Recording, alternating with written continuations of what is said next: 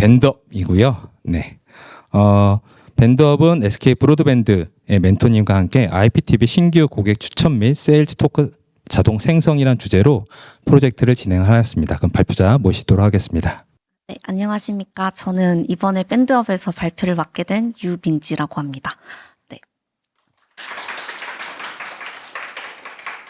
네, 저희는 SK 브로드밴드 김민정 멘토님과 함께 IPTV에 이제 가입할 신규 고객을 분류를 하고 각 고객의 개인화된 세일즈 토크를 생성하는 프로젝트를 진행을 하게 되었습니다. 네, 먼저 목차는 이렇게 8개의 파트로 이루어집니다. 먼저 프로젝트 개요에 대해서 설명을 드린 후에 데이터 탐색과 전처리 과정을 거쳐서 모델링과 샵 기반 분석을 진행을 했습니다. 그리고 최종적으로는 LLM을 연동을 해서 세일즈 토크를 생성을 하였고, 네, 마지막 후반부에서는 저희가 해당 프로젝트를 통해서 논문을 제출한 내용과 그리고 향후 연구 방향에 대해서 설명드리도록 하겠습니다. 네, 저희 프로젝트 이제 목적은 아래와 같습니다. 인터넷에 가입한 고객 중에 IPTV에 신규로 가입할 고객을 분류를 하고 그 해당 고객에 맞는 개인화된 세일즈 토크를 생성하는 게 저희 프로젝트의 목적이었습니다. 네, 따라서 고객 특성 기반으로 IPTV 예측 모델링을 진행하고 그 다음 샵 기반으로 모델을 해석한 다음 LLM을 연동을 해서 세일즈 톡을 생성을 했습니다. 여기서 잠깐 샵 분석에 대해서 설명을 드리자면 샵 분석이라는 것은 어떤 고객이 IPTV에 가입할 가능성이 높다라고 하면은 이 샵이라는 분석은 이 해당 고객은 와이파이에 연결된 기기 대수가 많아서 혹은 데이터 사용량이 많아서 IPTV에 가입할 가능성이 높다라는 구체적인 근거를 제시하는 그런 역할을 하게 됩니다. 네, 해당 프로젝트로는 주요 효과는 샵 기반으로 저희가 주요 변수를 해석했다는 것과 프롬프트 엔지니어링을 통해서 LLM을 연동하고 그 다음 자동화된 세일즈 토크를 개발했다는 것에 있습니다. 네, 저희가 실제로 사용한 데이터는 SK 브로드밴드에 가입된 총 5만 명 일부 데이터셋인 5만 명 고객을 대상으로 했습니다. 원본 데이터셋은 이렇게 독립변수 47개와 종속변수, 즉 IPTV에 가입된 여부를 포함하는 한 개가 포함이 되어 있었습니다. 이를 필터링해서 IPTV 가입과 연관된 컬럼은 삭제를 해서 총 최종적으로는 22개의 데이터를 가지고 저희는 활용을 하였습니다. 이렇게 22개의 변수를 가지고 저희가 분류를 해보았을 때 총 3가지로 나누어졌었는데요. 인구 통계 정보와 서비스 가입 정보, 그리고 마지막으로는 인터넷 사용량과 관련된 정보로 나눌 수가 있었습니다. 네, 뒤에서는 이제 데이터 탐색에 관해서 설명을 드릴 텐데요. 해당 데이터와 관련된 제약적 여부, SKP, 와이파이 사용 여부 등과 같은 이런 해당 컬럼들은 모두 세일즈 톡을 생성하는데 유의미한 변수로 선정이 되었기 때문에 데이터 탐색에서 저희가 EDA 과정을 거치게 되었습니다. 전반적으로 데이터를 봤을 때 대다수 고객은 제약정 없이 이용 중이었고 약 절반은 SK 브로드밴드 공유기 사용 경험이 있으며 윙즈라는 SK 브로드밴드에서 실제로 판매되고 있는 와이파이 확장기 개수를 사용하는 비율은 전체의 3%를 보였습니다. 네, 그 다음은 실사용량 중심으로 데이터 분포를 확인해 보자면 와이파이 접속 기기 대수는 대부분 0에서 10개 사이에 모여 있었고 데이터 사용량과 같은 경우에서는 평균은 낮지만 일부 고객은 높은 트래픽 사용량을 보이고 있었습니다. 그리고 서비스 가입 기간을 보시면 대부분의 사용자가 0에서 100개월 이내 사용자 비중이 가장 높다라는 것을 확인할 수 있었습니다. 네. 뒤에는 범주형 변수와 수치형 변수 간에 IPTV 가입자와 미가입자 간에 어떤 데이터 분포를 보이는지에 대해서 설명드리겠습니다. 범주형 변수에서는 특히나 인터넷 상품명 제약정 여부, 윙즈 보유 여부에서는 제약정과 윙즈 보유 여부에서는 미가입자와 가입자 간 좀 미미하지만 가입자가 조금 더 높은 경향을 보이고 있었습니다. 수치형 변수에 대해서 설명드리겠습니다. 수치형 변수는 미가입자와 가입자로 마찬가지로 나누어서 비교를 해보았고 다운로드 데이터량과 와이파이 접속 기기 대수는 평균값으로 저희가 결과값을 확인해 보았습니다. 다운로드 데이터량 같은 경우에는 가입자가 조금 더 높은 값을 보였고 와이파이 접속 기기 대수에서는 오히려 미가입자가 높은 평균값을 보이고 있었습니다. 네, 이렇게 상관관계를 저희가 수치형 변수 간 분석을 해보았을 때 대부분 변수 간 낮은 상관관계를 보이고 있어서 다중 공선성에 대한 부분은 저희가 없다라고 판단을 내릴 수 있었습니다. 다만 절대값이 가장 높았던 가입기간과 잔여 약정기간 같은 경우 0.56의 값을 가지고 있었지만 같은 동일한 상관계수 값이라 할지라도 저희가 다른 정보를 담고 있다는 것을 확인을 했기 때문에 저희가 데이터 활용 시에 제거하지 않고 이용을 하였습니다. 네, 그리고 좀 더 정확한 예측을 위해서 저희가 거쳤던 데이터 전처리 과정에 대해서 설명드리도록 하겠습니다. 저희는 이상치 처리의 경우에는 상당 건수와 윙즈 개수는 1로 통일하였고 결측치 처리와 같은 경우에서는 범주형은 unknown으로 대체하고 수치형과 같은 경우에는 중앙값과 평균값으로 대체를 하였습니다. 그리고 마지막으로는 정답 유추 가능한 컬럼 삭제 에 대한 부분은 IPTV에 가입할 가능성이 IPTV 가입과 연관된 컬럼에 대한 내용은 모두 삭제를 한 후에 데이터를 전처리 과정을 거쳤습니다. 네, 그 다음은 어떤 모델을 저희가 사용하고 그 모델이 성능을 높이기 위해서 어떤 적용 기법을 사용했는지에 대해 설명드리겠습니다. 저희는 샵 기반 분석으로 세일즈 토크를 생성을 했기 때문에 샵 기반에 가장 적합한 모델이라고 해서 트리 기반 모델을 사용을 하게 되었습니다. 따라서 각 조원당 한 명씩 XG 부스트, 랜덤 포레스트, LGBM, 그리고 캡 부스트를 맡아서 각 모델에서 데이터 스케일링과 인코딩, 그리고 저희는 데이터셋 전체 비율 자체가 IPTV 가입자와 미가입자가 전체적으로 4대1의 조금의 불균형한 모습을 보이고 있었기 때문에 불균형 처리에 필요했던 클래스 웨이트, 스케일 포스 웨이트, 그리고 스트레이터파이드 K-폴드 기법을 사용을 했습니다. 그리고 마지막으로 저희가 상위 변수 샵 밸류에서 가장 높은 값을 가지는 3개의 변수만을 선정해야 했기 때문에 셀렉트 프롬 모델이라는 셀렉트 프롬 모델이라는 기법을 사용을 하여서 각 고객당 상위 3개의 변수를 선정을 하였습니다. 그리고 마지막으로는 옵튜나 기법을 통해서 처음에는 넓은 범위에서 1차 탐색을 하고 그 다음에는 조금 더 범위를 좁혀서 로컬 서치를 통해 하이퍼 파라미터 튜닝을 진행을 하였습니다. 네, 그리고 저희가 이제 판단을 했을 때 가장 최적의 지표로 선택이 됐던 것은 3가지 후보 중에서 웨이티드 F1 스코어였습니다.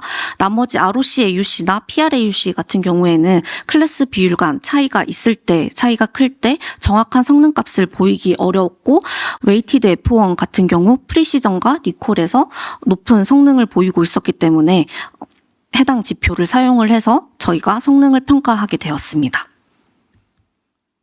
네, 따라서 앞에서 제가 말씀드린 것처럼 XG 부스트, 랜덤 포레스트, 캡 부스트, LGBM이라는 트리 기반 모델로 웨이트 F1 스코어 성능 값을 비교를 했을 때 XG 부스트가 0.8865로 가장 높은 값을 보이고 있었기에 해당 모델을 가지고 저희는 실험을 계속 진행했습니다. 네, 그러면 이 해당 페이지부터는 샵 분석에 대해서 조금 더 자세히 설명드리도록 하겠습니다. 저희는 앞에서 웨이트 F1 스코어에서 가장 높은 값을 가진 XG 부스트 모델을 활용을 하였고, 그리고 가입 가능성이 높은 고객을 선별하기 위해서 미가입된 IPTV에 가입되지 않은 고객 중 가입 예측 확률이 0.5 이상인 고객을 선별해서 타겟군으로 우선 식별을 했습니다. 그 다음 샵 서머리 플랫 등과 같은 기법을 활용을 해서 해당 변수가 샵 밸류에서 높은 값을 가지고 있다면은 예측값이 해당 고객은 IPTV에 가입할 가능성이 높다 혹은 낮다면 가능성이 낮다라는 것을 수치적으로 정량화해서 주요 변수를 선정을 하였습니다. 네, 그 다음은 세일즈톡 생성을 위해서 저희가 거쳤던 3단계에 대해 설명드리도록 하겠습니다. 첫 번째 단계로는 컬럼명들이 모두 영문으로 되어 있었기 때문에 모델이 좀 더 이해하기 쉽게 한글로 변환하는 처리 과정을 거쳤고, 두 번째로는 샵 밸류 기반으로 상위 변수를 도출해야 됐기 때문에 우선은 첫 번째로 0 이상인 변수만 필터링하고 선정된 9개 주요 변수 중에 각 고객별로 가장 높은 밸류 값을 가진 3개의 변수를 추출을 했습니다. 해당 3개의 변수는 세일즈톡 생성 시에 이제 입력을 하게 되는 핵심 인풋으로 사용이 되게 됩니다. 그리고 마지막 단계로는 피처를 필터링하여서 지역이나 연령대 같은 경우 세일즈톡을 생성할 시 설득력이 부족하다고 보았기 때문에 삭제를 하고, 수치형 변수 같은 경우 중앙값 미만의 값은 제거하였습니다. 그리고 범주형도 마찬가지로 any 값을 가지고 있는 변수는 제거를 하였습니다. 네, 이렇게 해서 추출된 변수는 총 9개로 선정이 되었습니다. 네, 그 다음은 LLM 연동을 위해서는 저희는 이렇게 3가지 과정을 거쳤습니다. 첫 번째로는 이제 템페러처와 같은 프롬프트의 자유도를 조절할 수 있는 성능과 응답 길이를 제한하는 맥스 토큰 등의 방식을 활용하였고, 프롬프트 최적화를 위해서 역할 설정 시 너는 SK 브로드밴드에 소속된 IPTV를 추천하는 세일즈 매니저다라는 문장을 입력을 했습니다. 또 제한 조건은 2개로 나누어서 하나는 허용되는 제한, 그리고 나머지는 비허용적인 금지되는 제한을 걸어주었습니다. 그리고 마지막으로 출력을 할 시에는 매핑과 퓨샷 2가지 방법을 모두 사용을 했었는데요. 매핑과 같은 경우에는 제가 예시로 설명을 드리자면, 기가 인터넷 사용과 같은 것은 모델이 어떤 식으로 어떤 문장의 포맷을 활용하느냐에 대해서 가이드라인을 직접적으로 주었습니다. 고속 인터넷을 사용 중이니 IPTV 이용에 적합하다. 그리고 데이터 사용량 많음과 같은 관련된 변수는 아래와 같은 방식으로 모델에 직접적으로 입력을 하였습니다. 네, 저희가 2가지 방법으로 세일즈 토크를 생성을 했을 시 매핑이 조금 더 높은 성능과 품질을 보였기 때문에 저희는 세일즈 토크 사용 시에 매핑 기법을 사용을 하였습니다. 네, 매핑에서 저희가 적용한 프롬프트 가이드라인에 대해서 설명드리겠습니다. 프롬프트 가이드라인에서 작성 시에는 가족과 여가, 취향 등 고객 개개인의 성향을 알기 어려운, 그리고 성향이나 특성은 알기 어려운 부가 설명은 넣지 말라라는 가이드라인을 추가함으로써 전과 후를 비교해 보실 시 가족 모두가라는 필요 없는 단어, 수사는 빠져 있는 것을 확인해 보실 수 있습니다.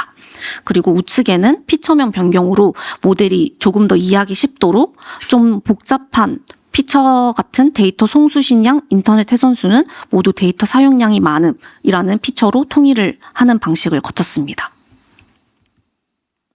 네, 다음은 저희 시연 영상을 보여드리도록 하겠습니다. 해당 고객 특성의 입력 시에는 오른쪽에 적혀 있다시피 데이터 사용량 많음, 장기 고객, 그리고 윙즈 사용과 같은 고객 특성에 적합한 탑3에 해당되는 샵 밸류 값으로 판정된 인풋 값이 들어가게 되고, 추천 토크 생성하기 버튼을 클릭 시 아래에 각 고객별 특성에 맞는 세일즈 토크가 아래에 생성되는 것을 확인하실 수 있으십니다.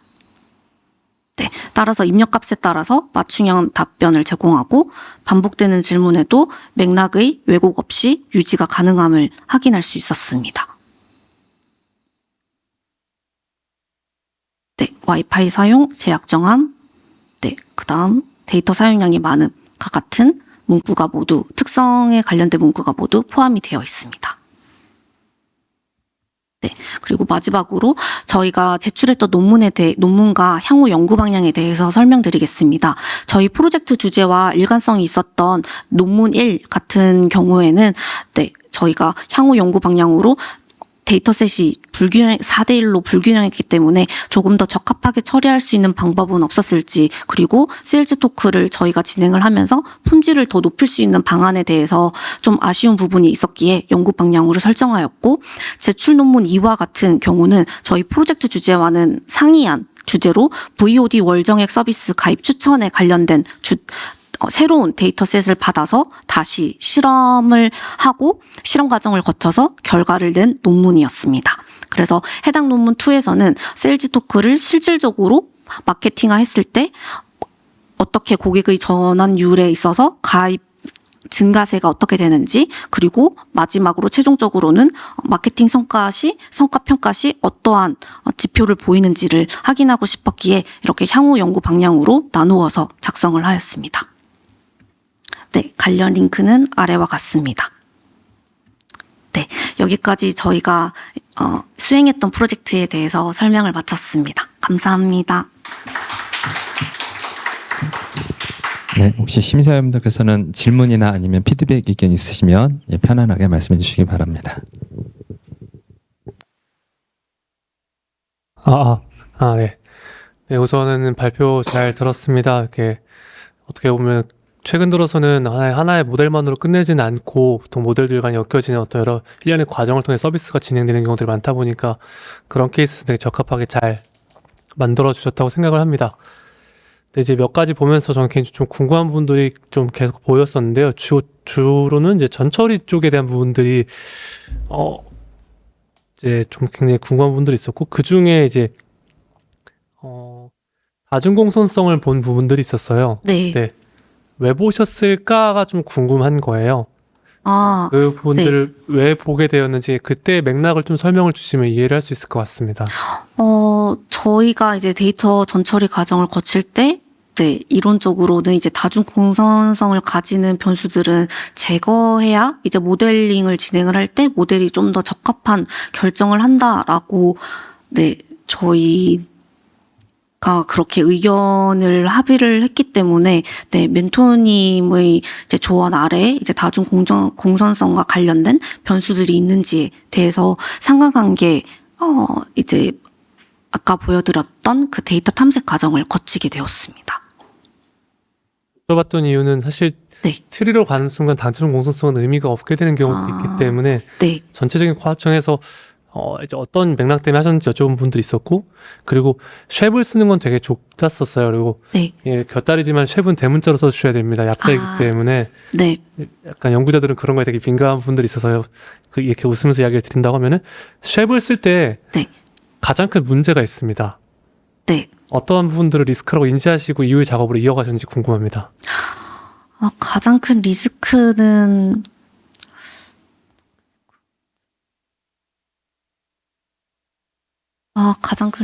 저희 프로젝트의 목표 자체가 샵 분석 기법에 대해서 조금 더 정확하게 이해하고, 네, 해당 분석을 가지고 이제 프로젝트를 진행하는 게 목표이기는 했었습니다.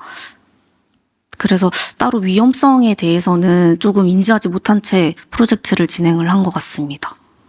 이 부분들은 실무에서도 사실 그런 이유 때문에 지향하는 부분들이 있는데요. 네. 쉐은 상관관계를 보는 과정을 어떻게 보면 경제학 관점에서 구현한 부분들이 있기 때문에 인과적인 추론 형태로 쓰는 것들은 실제 A/B 테스트들이 갖고 있는 A/B 테스트를 잘못 테스트했다는 문제를 그대로 갖고 있어서 사실 네. 마이너한 클래스들에서는 수치상으로는 무의미한 결과를 만들 수가 있어서 지금처럼 웨이티드 클래스 케이스에서는 이 결과만을 믿고 갔다고 하면 차라리 한두 개를 더 같이 보는 게 어땠을까라는 부분들 좀 보여서 여쭤봤었고, 네. 마지막으로 수치형 변수에 대해서 중앙값을 채택한 게 굉장히 좀 신기했는데요. 네. 앞서서 보여주셨던 수치형 변수들의 분포들을 봤을 때는 이제 굉장히 롱테일 형태의 분포를 갖고 있는데 왜 중앙값을 가져간 것이지? 이 부분에 대한 의사결정도 좀 궁금합니다. 네. 수치형 변수가 여러 개의 변수가 있었는데, 저희가 이제 판단을 했을 때 이제 가장 낮은 값과 가장 높은 값 사이에 너무 차이가 많게는 100배 이상의 값을 보이고 있어서, 하지만 그 값들을 모두 다 이제 이제 소수값이나 최소값이나 최대값을 조금 최소값과 최대값의 그 중앙값으로 해서 저희가 처리하는 것이 적합하다라고 결정을 내리긴 하였습니다. 그래서 최소와 최대값, 극소랑 극대값 사이에 차이가 너무 컸기 때문에 저희가 평균값보다는 중앙값이 조금 더 적합하다라고, 네, 결정을 했습니다. 그나마 낫다 이렇게 네, 바라보시는군요. 그렇습니다. 네, 그래도 전체적인 내용 재밌게 들었습니다. 수고하셨습니다. 감사합니다.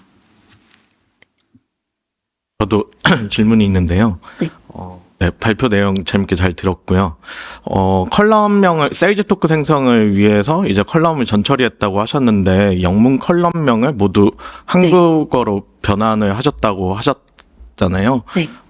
왜, 어떤 컬럼명이 있길래 한국어로 이제 변환을 하셨는지 궁금하고, 네. 그리고, 혹시 비교를 해보셨는지도 궁금합니다. 어떤 비교를 말씀이실까요? 영문으로 되어 있을 때랑 한국어로 이제 변환했을 때의 처리. 네. 사실 저희가, 지금 여기에서는 저희가 영문으로 되어 있는 걸 다 한글로 바꾸기는 했습니다. 네. 그래서 뭐 예를 들어 저희가 이제 사용한 데이터의 로우 데이터 자체가 모든 컬럼이 뭐 키즈 가구 여부일 경우에는 좀 구분이 쉽긴 한데 키즈 YN 그리고 그 자체만으로 해석이 힘든 어떤 키값이었다는 거죠?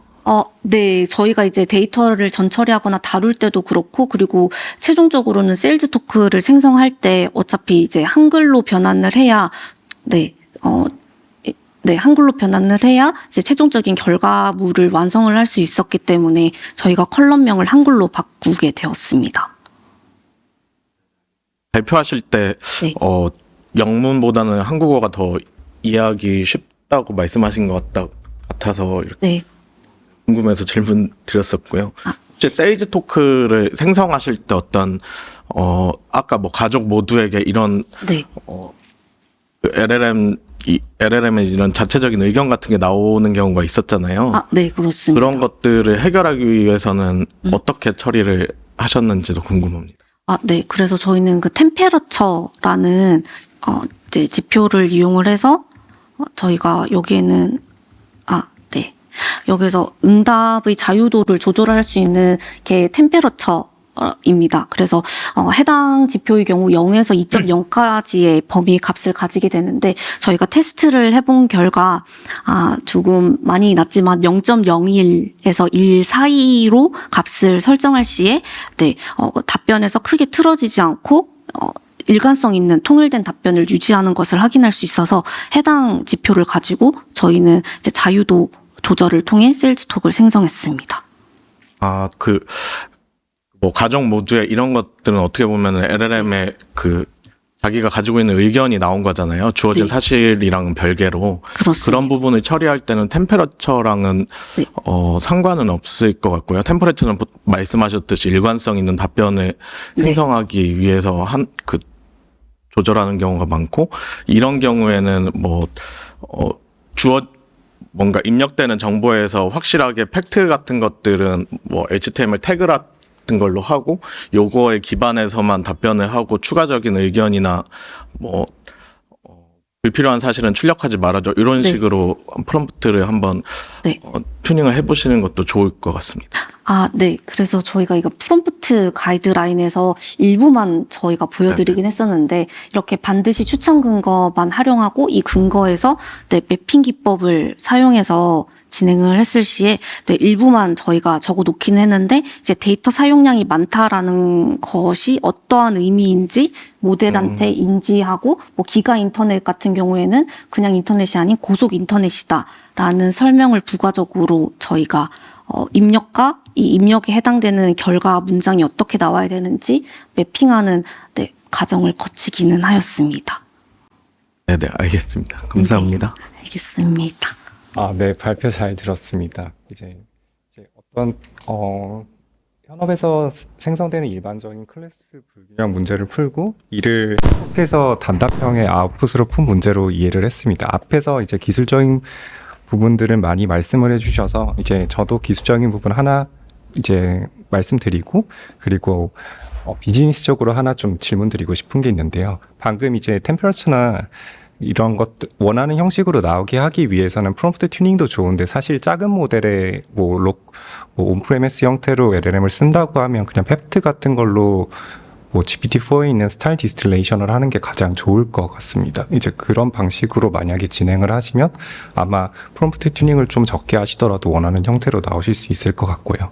그리고 비즈니스적으로 좀 하나 질문드리고 싶은 거는, 이건 지금 IPTV에 있는 어떤 사용자들의 어떤 특징적인 것들을 가입 여부에 대해서 트레이닝을 한 거지 않습니까? 네. 그리고 지금 최종적으로 나오는 결과물이 어떤 사람의 어떤 환경 속에서 있는 거를 변수로 추출을 하고 IP 추천을 할 수 있는 어떤 이유나 환경 같은 거를 이제 나오게 한 건데, 이거를 이 사람이 타겟 마케팅을 한다고 했을 때 자기가 어떤 환경에 있다라는 거를 말을 해주는 걸로 끝나는 게 그 마케팅의 끝이 될까요? 아니면 이게 최종적으로 이 모델과 세일즈 매니저와 어떻게 조합을 했을 때 가장 효과적일지 질문 드리고 싶습니다. 제가 이제 현장에서 듣기로는 이제 세일즈 매니징을 맡은 분들이 이제 기사분들이 직접 방문해서 이제 해당 이제 어떤 서비스에 관련된 수리나 그런 요청을 받았을 때 이제 수리를 하시고 나서 이런 뭐 관련된 가입 서비스를 한번 추천하는 식으로 저는 그렇게 전달을 받았습니다. 그래서 만약에 이걸 마케팅의 비즈니스 관점에서 적용을 해본다면 직접적으로 이제 서비스 기사가 방문할 때만 어떤 상품에 가입하는 권유를 하지 않고 예를 들어서 SK 브로드밴드에 직접적으로 웹사이트에 뭐 로그인을 할 때나 아니면 어플상으로 챗봇과 같은 서비스로 다시 구현을 해서 해당 서비스의 고객 특성을 고려한 세일즈 토크를 생성을 할 수 있을 것 같습니다. 그리고 그 안에서 해당 서비스가 궁금하면은 한번 클릭해보라는 그런 권유하는 문장을 노출을 하고 앱 안에서, 인앱 안에서 메시지를 노출함으로써 바로 서비스로 가입할 수 있게끔 연동하는 작업이 된다면 충분히 저희가 세일즈 토크 아직 초기 작업 단계이지만 충분히 발전 방향 가능성이 있다라고 생각을 하고 있습니다. 네, 답변 감사합니다. 하나만 더 궁금해서 네. 여쭤보고 싶은 게 있는데, 이게 어떻게 보면 개인정보잖아요. 네, 이거를 그렇습니다. 동의를 구한 사람한테만 할 수 있는 제한적인 플랫폼이 되는 건지, 아니면 애초에 이거를 가입을 할 때 이런 것들을 다 유도를 해서 이미 대부분의 사람들이 다 이 데이터가 회사에 다 공유가 된 상태인지가 좀 궁금해요. 네, 이거는 이제 개인 활용 정보라서, 실질적인, 뭐, 이름이라든지, 이런 구체적인 이제 개인을 특성으로 지정할 수 있는 변수들은 다 삭제하고, 활용 가능한 SK 브로드밴드 내의 데이터만 사용한 거기는 합니다. 네, 답변 감사합니다. 네, 감사합니다.